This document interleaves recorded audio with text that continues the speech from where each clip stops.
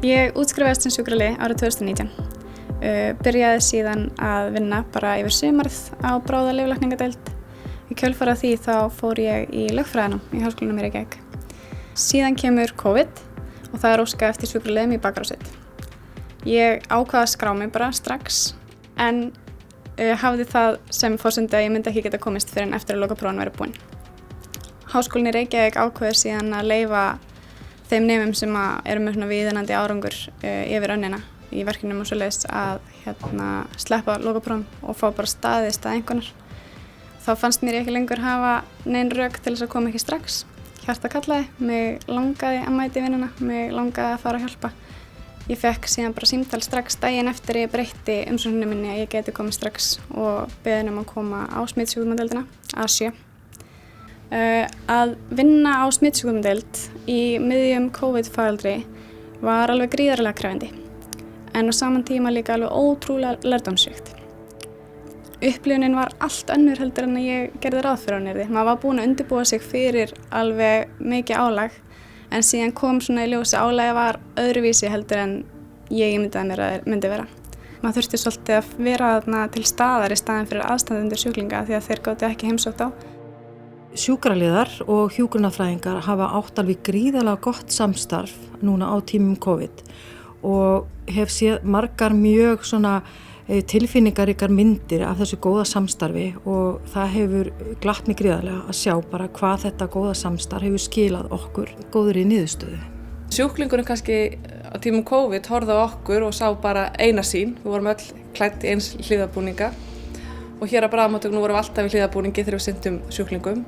Við erum með grímurnar og gleraugun og við heyrum illa með hetturnar á höfðinu og röddin okkar óskýr í gegnum grímurnar, þannig að það skipti alveg ennþá meira máli að samskiptin væru skýr og bein og að traust myndi ríkja á milli sérstaklega hjúkrunarfræðinga og sjúkraliða.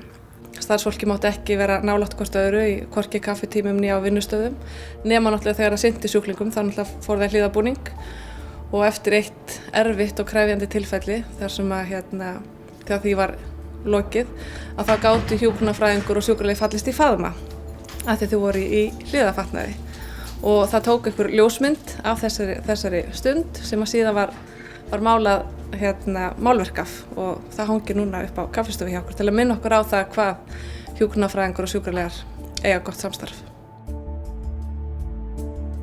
Teymisvinna sjúkraliða og hjúkrunarfræðinga er ótrúlega mikilvæg, ekki bara fyrir sjúklinginn sjálfan heldur líka fyrir hjúkrunarfræðingana og sjúkraliðana.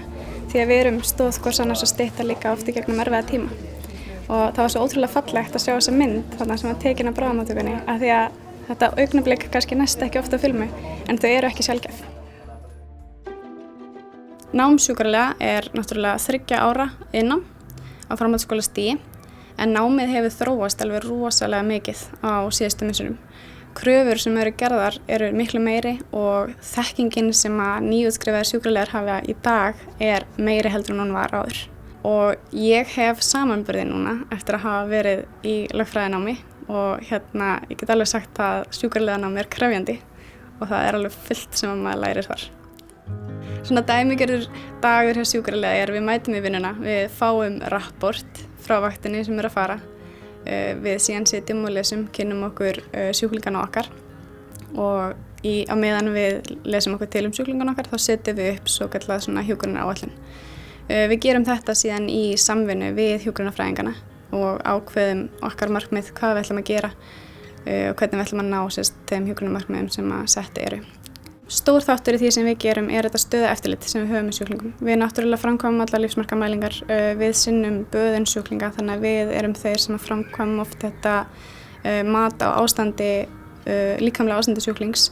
Við eyðum miklum tíma með sjúklingnum og tölum við hann. Náttúrulega þetta eru rosalega persónuleg tengsl sem að verða í kringum þessa nærhjúkrun. Þannig að við fáum ofta eins dýpri innsýn inn í líðan og ástand sjúklinga heldur en margir kannski hefðu haldið og það er rosalega mikilvægt líka fyrir okkur að geta sigtað út hvaða upplýsingar skipta máli og koma þeim síðan áfram til samstarfsaðila okkar. Það mætti það segja að sjúkraliðar séu augu og eyru hjúkrunarfræðinga og lækna og rödd sjúklingana. Núna er ég að vinna á A2 og ég verð þar í sumar. Mér finnst alveg æðislegt að vinna þar og fólki sem ég vinn með líka alveg æðislegt. Ég rosalega oft spurð að því af hverju sjúkraliði ákvað að fara að læra lögfræði, af hverju ákvaðst að taka þessa U-beygju í lífinu. Fyrir mér það alls ekki þannig. Mér finnst þetta vera rosalega eðlilegt framhald. Sjúkraliðar vinna náttúrulega í þessum nánu samskiptum við fólk og eru oft að leiðbeina þeim í gegnum erfiðustu aðstæður lífs þeirra. Það er ekkert endilega öðruvísi að vera lögfræðingur á þann hátt sko. En ég sé alveg fyrir mér að það sé mjög mörg svið innan lögfræðinnar sem hægt að nýta þekkingu sjúkraliða. Það eru ýmis svið eins og til dæmis bara medical law er alveg stórt fyrirbæri í Bandaríkjunum.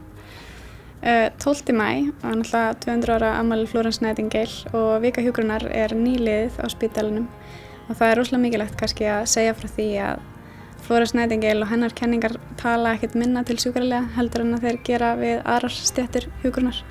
Rosalega stór partur af öllu starfi sjúkraliða snýr að kenningum Florence Nightingale. Kenningar Florence Nightingale snúast umhverfi og gott loft, góða næringu, hreinlæti og að það sé skipta rúmunum.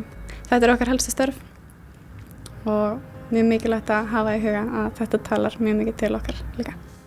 Það er alveg sama hvað þú tekur þér fyrir hendur, þetta nám kemur alltaf til með að nýtast manni, alltaf, á öllum stöðum.